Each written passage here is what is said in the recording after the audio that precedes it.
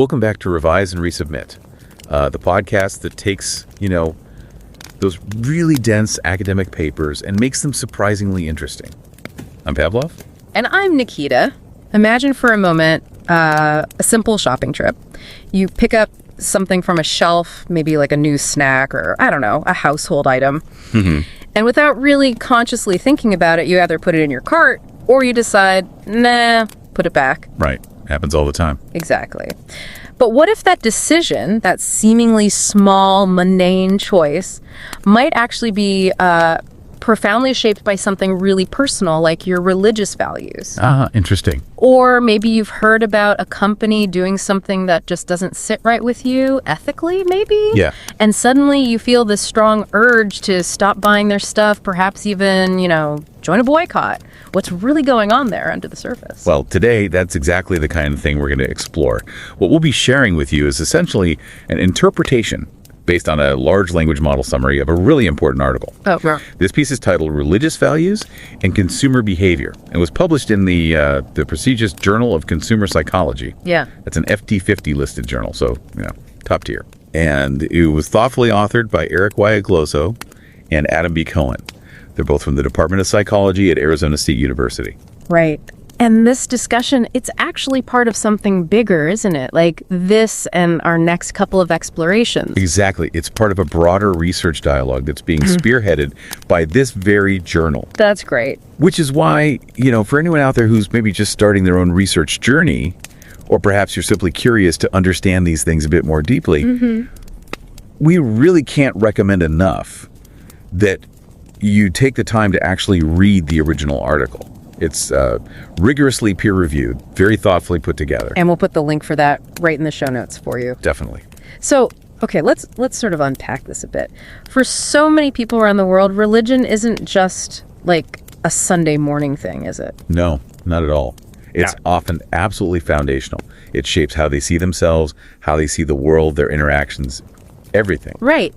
Yet, as the article points out, this huge influence of religion on consumer behavior, how we buy things, it's remained surprisingly, maybe even oddly, underexplored in some of these really prominent academic journals. That's a really crucial starting point the authors make. And before they even dive into the consumer side, they tackle a big challenge. Yeah.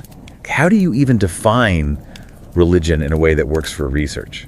It's tricky. You can imagine, it's so personal and varied. Exactly. So instead of just asking, are you religious? They use frameworks that see religion as having these distinct but connected parts. Okay, like what? Think of it as having dimensions. There's belief ideas about God or a higher power. There are rituals, those structured symbolic actions people perform. There are values, the moral guidelines. And then there's community, that sense of belonging, group identity. I see. So it's much richer than just ticking a box for affiliation. Precisely. And the paper argues that while older studies often just looked at affiliation, or maybe how religious someone says they are, focusing on this multidimensional aspect, especially those core values, offers a much, much more promising way to understand consumption. So what does this all mean for you, the listener, the consumer? If we understand how these religious values are shaping purchase decisions, what do we gain? Well, it offers some incredible insights, I think, not just theoretically for researchers, but also practically. For companies trying to connect with diverse global consumers, understanding this allows for a more culturally sensitive approach. Yeah, makes sense. Aligning products with ethical standards that genuinely matter to people. Exactly. It helps them align what they offer with moral compasses that are deeply held. Now, you mentioned values are key. What's fascinating here, as the paper points out, is how values themselves work. They're kind of these abstract goals guiding us, aren't they? They really are. Guiding principles. And the paper highlights two really useful frameworks for thinking about this. First, there's Schwartz's values theory.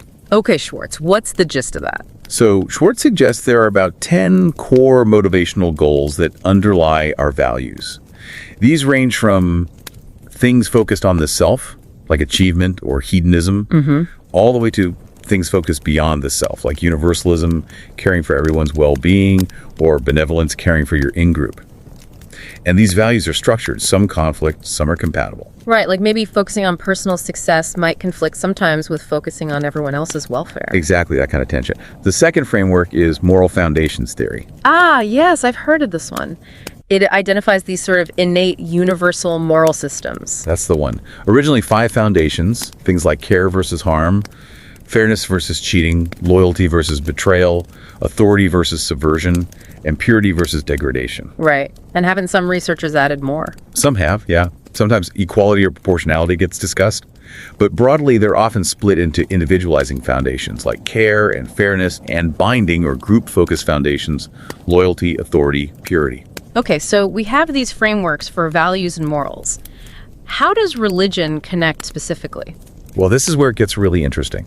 The research tends to suggest that religion is often more strongly linked with values that emphasize social order and group cohesion. So like those binding foundations, loyalty, authority, purity.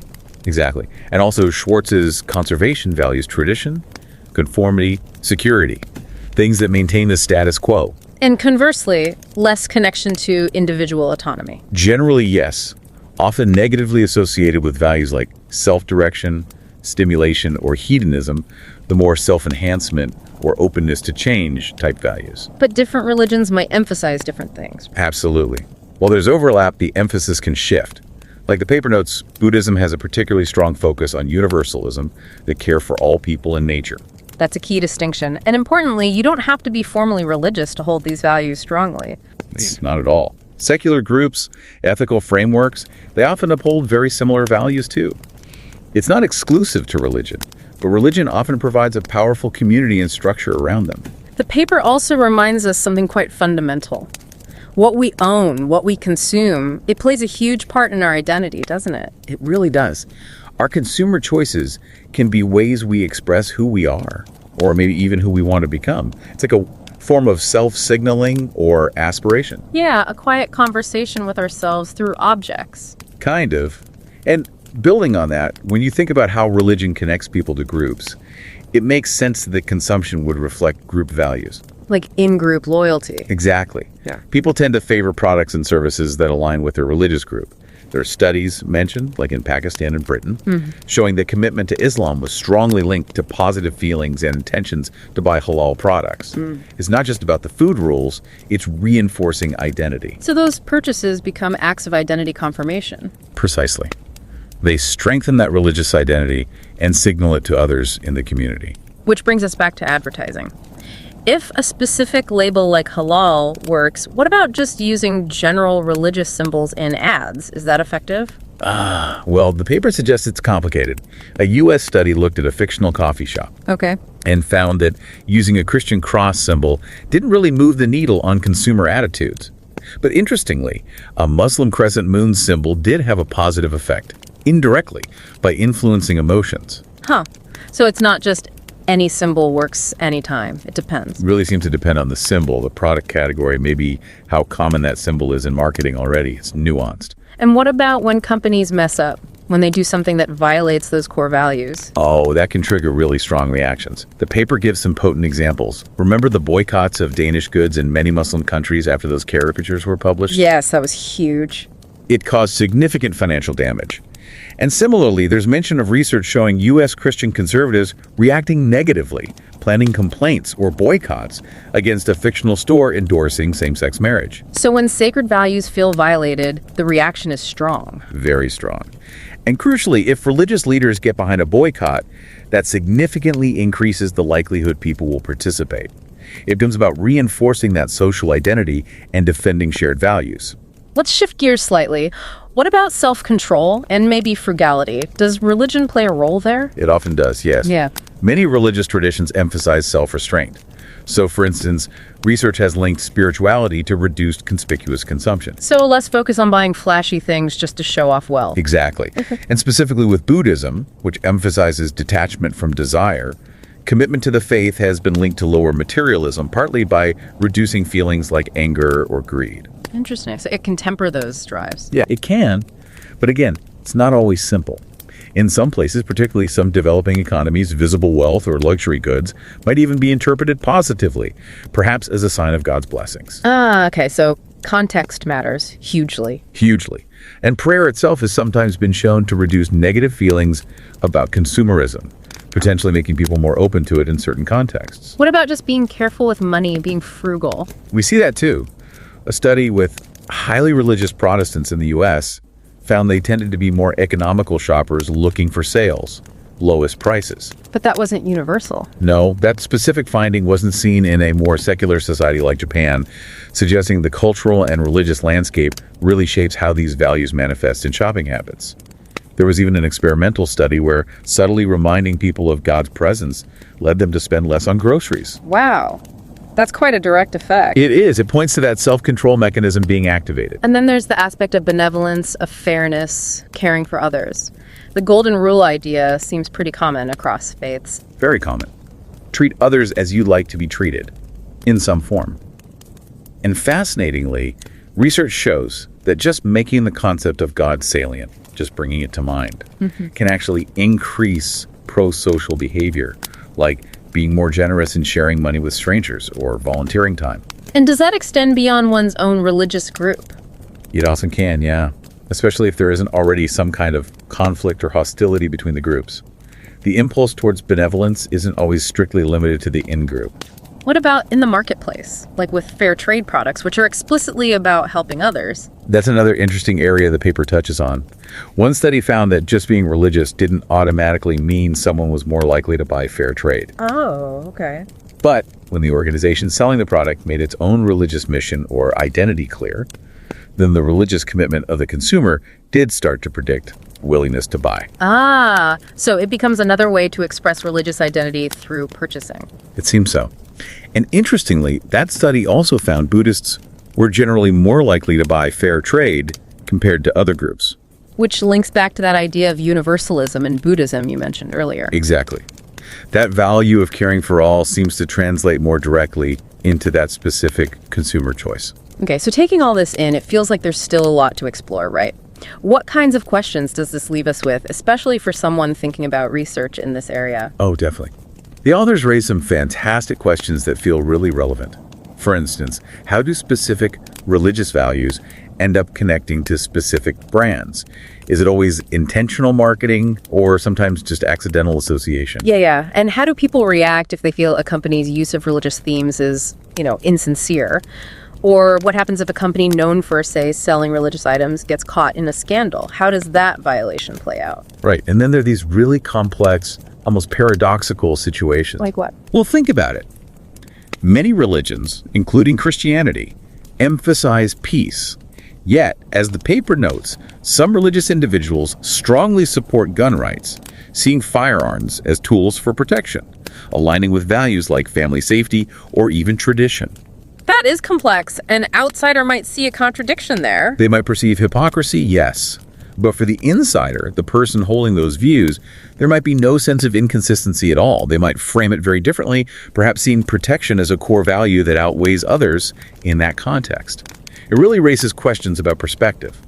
When does an outsider see hypocrisy where an insider sees perfect sense? That's a deep question. It is, and it ties into the fact that we all have multiple identities, multiple values swirling within us. Right. We're not just one thing. Exactly. So the paper makes you wonder, when people hold different, maybe even conflicting religious values, which one wins out in a consumer decision? Is it always the strongest one? Or does the situation dictate which value comes to the forefront? Context dependency again. Seems likely. And finally, think about the big shifts happening globally, like more people identifying as religiously unaffiliated than nuns. Yeah, that's a major trend. So how does consumer behavior change, or maybe stay the same, for people who leave the religion? Does it matter why they left?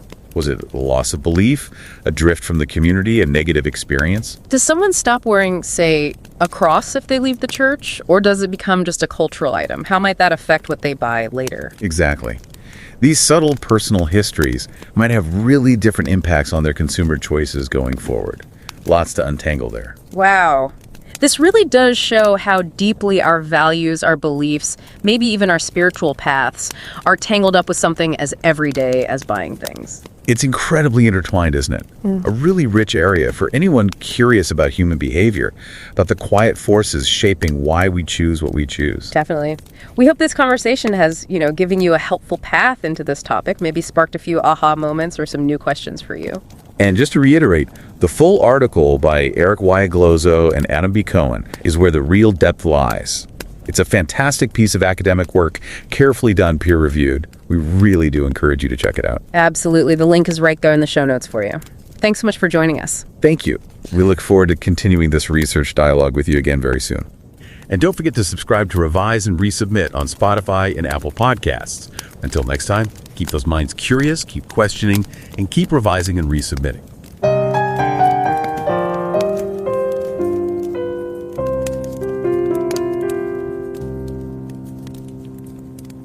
Revise and রিসাবমিটে স্বাগতম। আমি Pavlov. আর আমি নিকিতা। ভাবুন তো একবার, ডেনমার্কের একটা কাগজে নবী মুহাম্মাদের কিছু ব্যঙ্গচিত্র ছাপা হলো, আর তার জেরে কি হলো? মুসলিম বিশ্বের ড্যানিশ জিনিস বয়কটের এমন একটা ঢেউ উঠল যে শুধু আল্লাহ নামের একটা কোম্পানিরই ক্ষতি হয়ে গেল প্রায় 54 মিলিয়ন ইউরো। হ্যাঁ, সাংঘাতিক ঘটনা। এই ঘটনাটা কিন্তু একদম চোখে আঙুল দিয়ে দেখিয়ে দেয় মানুষের ধর্মবিশ্বাস আর তারা কি কিনবে বা কিনবে না, এই সিদ্ধান্তগুলোর মধ্যে যোগাযোগটা আসলে কতটা গভীর হতে পারে। ঠিক তাই। আর এই গভীর সংযোগটাই আজকের আলোচনার মূল বিষয়। আমরা আসলে একটা গবেষণাপত্রের সারাংশ নিয়ে কথা বলছি।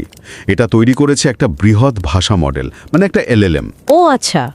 মূল গবেষণাটা কিন্তু ছাপা হয়েছে জার্নাল অফ কনজিউমার সাইকোলজিতে। এটা খুবই উঁচু মানের জার্নাল। ফাইন্যান্সিয়াল টাইমসের যে টপ বিজনেস স্কুল জার্নালের লিস্ট আছে না, FT50, সেখানে এটা আছে। দারুণ। লেখকদের নাম?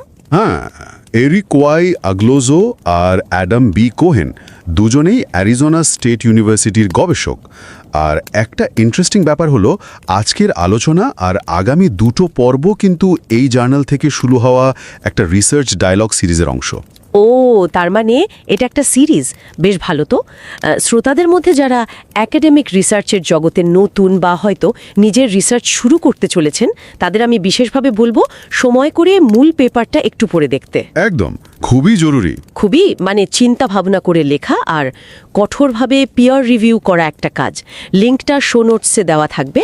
আচ্ছা, তাহলে এবার একটু সহজ করে বলি, এই গবেষণাটা আসলে কি নিয়ে? এতদিন তো ধর্ম আর কনজিউমার বিহেভিয়ার নিয়ে যা কথা হয়েছে, সেখানে ফোকাসটা ছিল কে কোন ধর্মের বা কে কতটা ধার্মিক, এইসবের ওপর। কিন্তু এই কাজটা একটু অন্যরকম, তাই না? হ্যাঁ, ঠিক এখানেই এর বিশেষত্ব। গবেষকরা আসলে দেখতে চেয়েছেন মানুষের ধর্মীয় মূল্যবোধ। মূল্যবোধ কোনটা ঠিক বা কোনটা ভুল, কোনটা ভালো বা কোনটা খারাপ, এই যে ধারণাগুলো, এগুলো কিভাবে তাদের কেনাকাটার সিদ্ধান্তকে প্রভাবিত করে। তারা সোয়ার্টজের ভ্যালু থিওরি বা মরাল ফাউন্ডেশনস থিওরির মতো কিছু কাঠামো ব্যবহার করেছেন। আচ্ছা, দেখুন, ধর্মের তো সাধারণত 4টে দিক থাকে: বিশ্বাস, আচার অনুষ্ঠান, মূল্যবোধ আর কমিউনিটি বা সম্প্রদায়। এই আলোচনাটা মূলত ওই মূল্যবোধের ওপরই ফোকাস করছে। ধর্মকে ডিফাইন করা কঠিন, কিন্তু মূল আইডিয়াটা হলো পবিত্র কিছুর সাথে সংযোগ। আর মূল্যবোধ হলো সেই সব বিমূর্ত লক্ষ্য যা আমাদের জীবনে পথ দেখায়। বেশ। তাহলে ধর্ম আর মূল্যবোধের এই যোগসূত্রটা কিভাবে কাজ করে? ধর্ম কিভাবে আমাদের এই মূল্যবোধগুলোকে একটা শেপ দেয়? আপনি সোয়ার্টস বা মোরাল ফাউন্ডেশনস থিওরির কথা বলছিলেন। হ্যাঁ, দেখুন, সোয়ার্টস দেখিয়েছেন যে আমাদের মূল্যবোধের মধ্যে কিছু টেনশন থাকে। যেমন একদিকে নিজের উন্নতি, নিজের স্বার্থের চিন্তা, আত্মবৃদ্ধি, আর অন্যদিকে অন্যের ভালো বা বৃহত্তর আদর্শের জন্য নিজেকে ছাপিয়ে যাওয়া, আত্ম অতিক্রমণ। আবার ধরুন, নতুন জিনিসকে গ্রহণ করার মানসিকতা বনাম পুরনো ঐতিহ্য বা স্থিতিশীলতা ধরে রাখার চেষ্টা, সংরক্ষণ। আচ্ছা আচ্ছা। আর মরাল ফাউন্ডেশনস থিওরি কিছু নৈতিক ভিত্তির কথা বলে, যেমন অন্যের কেয়ার করা, ফেয়ারনেস বা ন্যায্যতা বজায় রাখা, নিজের গ্রুপের প্রতি লয়াল থাকা, অথরিটিকে সম্মান করা, পবিত্রতাকে রক্ষা করা, এই সব। গবেষণায় দেখা গেছে ধর্ম কিন্তু প্রায়শই এই সংরক্ষণ আর গোষ্ঠী কেন্দ্রিক ভিত্তিগুলোর উপর বেশি জোর দেয়, সামাজিক শৃঙ্খলা, আনুগত্য, এইগুলোর উপর। আচ্ছা, বুঝতে পারছি।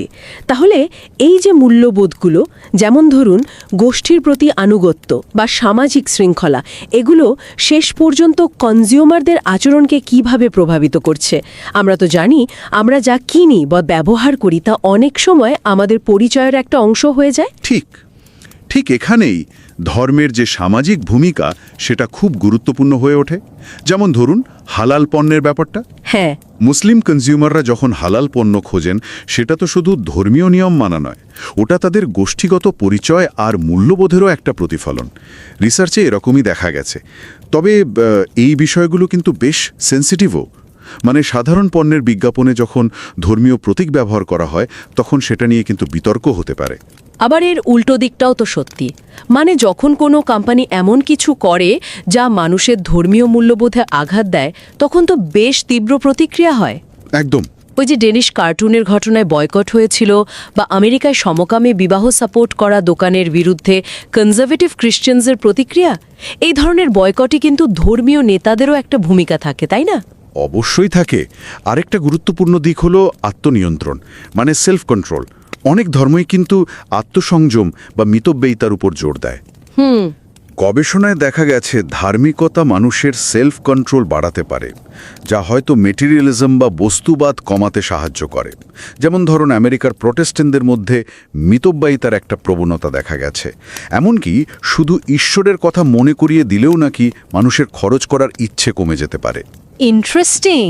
তবে এখানেও কিন্তু একটা মোচড় আছে। সব সময় যে ধর্ম মানেই মিতব্যয়িতা তা কিন্তু নয়। যেমন ধরুন ইন্দোনেশিয়ার কিছু ইয়াং জেনারেশনের মধ্যে দেখা গেছে তাদের ধার্মিক পরিচয়টা লাক্সারি ব্র্যান্ডের প্রতি তাদের আকর্ষণ আরও বাড়িয়ে দিয়েছে। আবার প্রসপেরিটি গসপেলের মতো ধারণাও তো আছে, যেখানে ধনসম্পদকে ঈশ্বরের আশীর্বাদ হিসাবে দেখা হয়। সুতরাং ছবিটা বেশ জটিল। তার মানে সরলীকরণ করা কঠিন। উদারতা বা ফেয়ারনেস এই ধরনের মূল্যবোধগুলোর ক্ষেত্রে কি দেখা যায়? প্রায় সব ধর্মেই তো অন্যের প্রতি ভালো আচরণের কথা বলে, গোল্ডেন রুল যাকে বলে। হ্যাঁ, একদম। ঈশ্বরের ধারণা মনে এলে মানুষের পরোপকারী আচরণ বাড়ে, এরকমও দেখা গেছে। তবে যেমন ধরুন ফেয়ার ট্রেড পণ্য, মানে যে পণ্যগুলো উৎপাদকদের ন্যায্য দাম দেয়, হ্যাঁ, সেগুলোর প্রতি ধার্মিক ব্যক্তিদের অ্যাটিটিউড সবসময় একরকম হয় না। এখানে তাদের ধর্মীয় পরিচয়টা কতটা প্রাসঙ্গিক বা কোন ধর্মের মানুষ তিনি, সেটার উপর বিষয়টা নির্ভর করে। যেমন ধরুন বৌদ্ধ ধর্মে যেরকম বিশ্বজনীন কল্যাণের উপর জোর দেওয়া হয়, তার প্রভাবটা হয়তো এক্ষেত্রে অন্যদের চেয়ে আলাদা হতে পারে। সব মিলিয়ে তাহলে বলা যায় ধর্ম বিষয়টাকে শুধু কে কোন ধর্মের অনুসারী বা কে কতটা ধার্মিক, মানে রিলিজিয়াস অ্যাফিলিয়েশন বা রিলিজিওসিটি দিয়ে দেখলে চলবে না। মানুষের গভীরে থাকা ধর্মীয় মূল্যবোধগুলো তাদের কেনাকাটার সিদ্ধান্তকে অনেক সূক্ষ্ম, অনেক গভীর উপায় প্রভাবিত করে। আর এটা এমন একটা ফিল্ড যেখানে এখনও অনেক কিছু জানার, অনেক কিছু বোঝার বাকি আছে। ঠিক তাই। এটা একটা এমার্জিং রিসার্চ এরিয়া এবং এর মধ্যে অনেক সূক্ষ্ম স্তর বা নুয়ান্স রয়েছে। একদম। আর আজকের আলোচনা এখানেই শেষ করার আগে শ্রোতাদের জন্য, বিশেষ করে যারা হয়তো ভবিষ্যতে এ নিয়ে ভাববেন বা গবেষণা করবেন, তাদের জন্য একটা প্রশ্ন রেখে যাই। ধরুন গবেষণাপত্রটিতে আগ্নেয়াস্ত্রের মালিকানার একটা উদাহরণ দেওয়া হয়েছে। তো প্রশ্নটা হলো, কনজিউমাররা সেই পরিস্থিতিগুলো কিভাবে সামাল দেয় যখন তাদের কেনাকাটার পছন্দগুলো তাদের নিজেদেরই ঘোষিত ধর্মীয় মূল্যবোধের সাথে মানে কনফ্লিক্টিং মনে হতে পারে? খুব ভালো প্রশ্ন। এটা কি আসলেই একটা দ্বন্দ্ব, নাকি তারা তাদের মূল্যবোধগুলোকেই নতুনভাবে ব্যাখ্যা করে নেয়, নাকি এর পেছনে অন্য কোনো কারণ কাজ করে? অথবা ধরুন যখন কেউ তার ধর্ম পরিবর্তন করে বা ছেড়ে দেয়, তখন তার কেনাকাটার ধরনে কি পরিবর্তন আসে? পুরনো মূল্যবোধগুলো কি একই রকম থেকে যায়? এই প্রশ্নগুলো হয়তো আমাদের ভ্যালু কনফ্লিক্ট, আইডেন্টিটির জটিলতা আর পরিবর্তনের ধরন নিয়ে আরও গভীরভাবে ভাবতে সাহায্য করবে।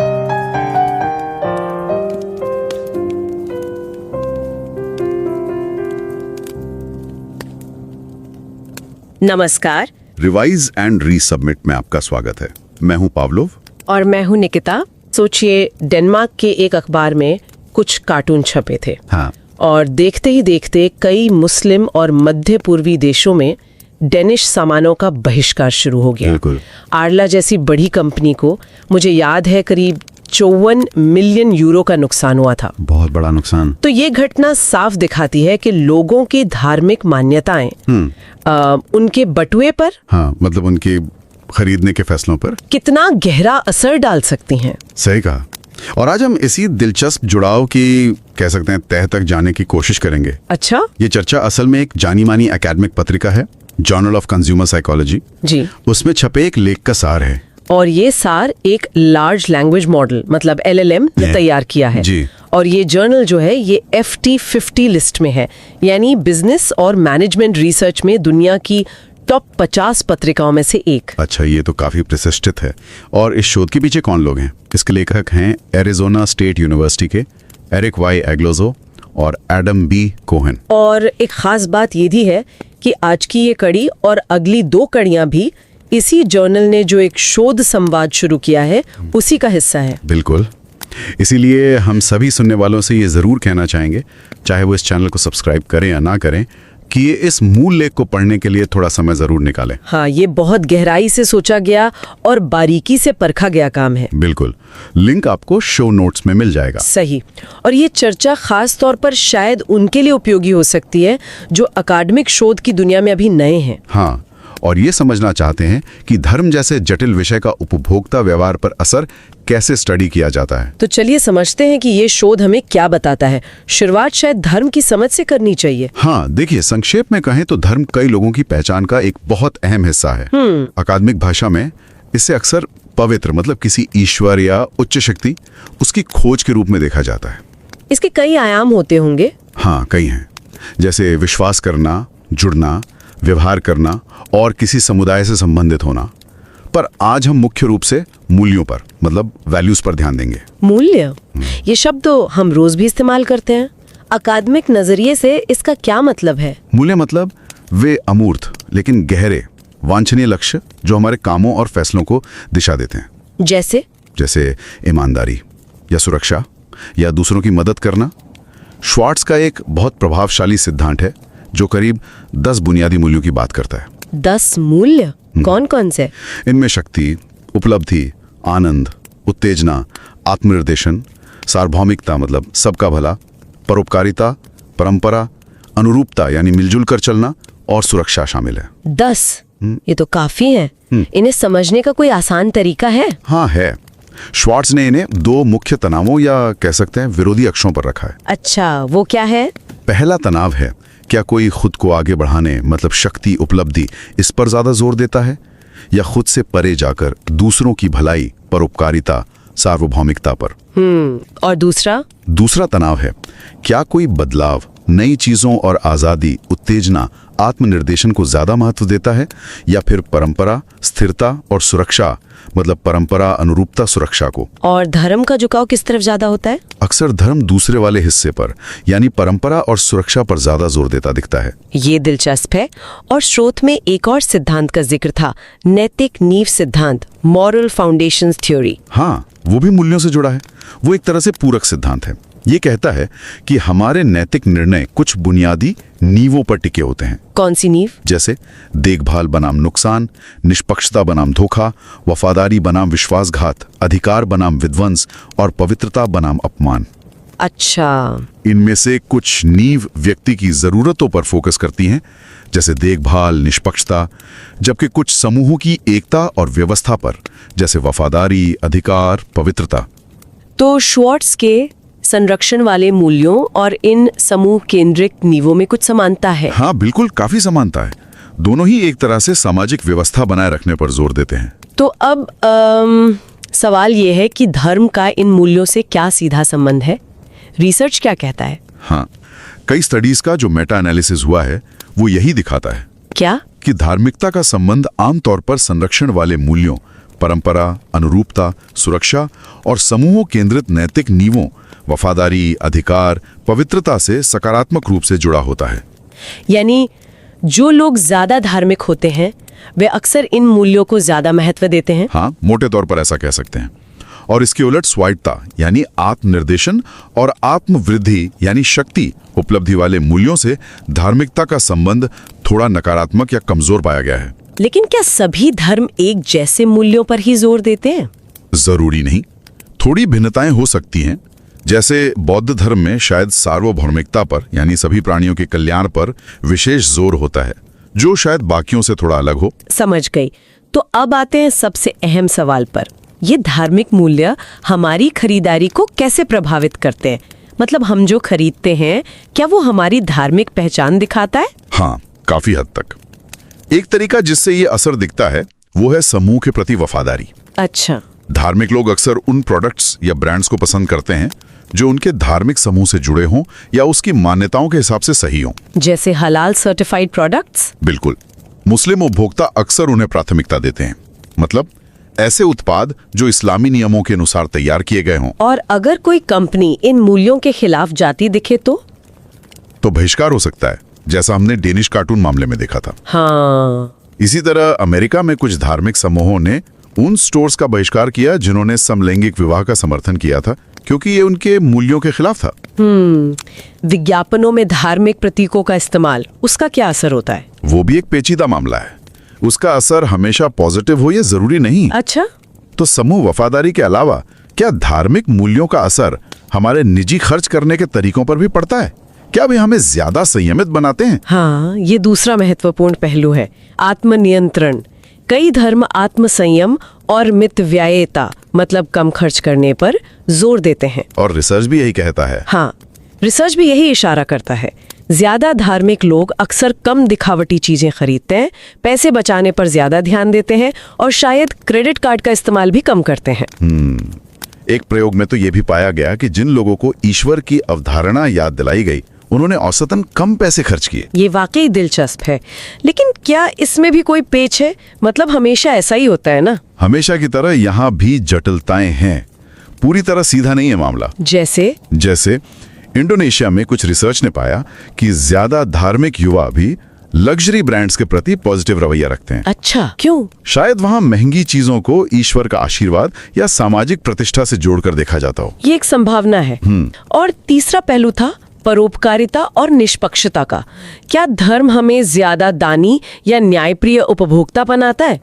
स्वर्ण नियम या गोल्डन रूल की जो बात है कि दूसरों के साथ वैसा ही व्यवहार करो जैसा तुम अपने लिए चाहते हो, ये लगभग सभी बड़े धर्मों का हिस्सा है। हाँ। और प्रयोगों में देखा भी गया है कि ईश्वर के बारे में सोचने से लोग ज्यादा परोपकारी व्यवहार करते हैं। लेकिन फेयर ट्रेड प्रोडक्ट्स के बारे में क्या, जो उत्पादकों को सही दाम देने का दावा करते हैं? हाँ, उनके प्रति धार्मिक लोगों का रवैया थोड़ा मिला जुला रहा है। और यहाँ ये बात शायद मायने रखती है कि व्यक्ति के लिए उसकी धार्मिक पहचान कितनी अहम है। मतलब जैसे बौद्ध अनुयायियों में फेयर ट्रेड के प्रति ज्यादा पॉजिटिव रुझान देखा गया, जो शायद उनके सार्वभौमिकता वाले मूल्य से जुड़ा हो। तो कुल मिलाकर ये साफ है कि धार्मिक मूल्य हमारी सोच और हमारे खरीदने के फैसलों को बहुत गहरे तक प्रभावित करते हैं। बिल्कुल। लेकिन ये कोई सीधी रेखा नहीं है, इसमें कई परतें हैं, कई जटिलताएं हैं। सही कहा। और ये हमें एक सोचने वाले सवाल पर लाके छोड़ता है। क्या सवाल? कि जब किसी उपभोक्ता के सामने ऐसे विकल्प आते हैं जो उसके धार्मिक मूल्यों से टकराते हों, मान लीजिए कोई प्रोडक्ट सस्ता है लेकिन उसे बनाने वाली कंपनी की नीतियां उसके मूल्यों के खिलाफ हैं, तब वो कैसे फैसला लेता है? ये तो मुश्किल स्थिति है। या तब क्या होता है जब व्यक्ति के अपने ही धार्मिक मूल्यों में कोई अंतर्विरोध हो? क्या इससे मन में कोई संघर्ष पैदा होता है, जिसे डिसोनेंस कहते हैं? और अगर होता है तो लोग उस संघर्ष से कैसे निपटते हैं? हाँ, ये सवाल हमें पाखंड की धारणाओं और हमारी जो बहुस्तरीय पहचानें होती हैं उनके बारे में सोचने पर मजबूर करता है।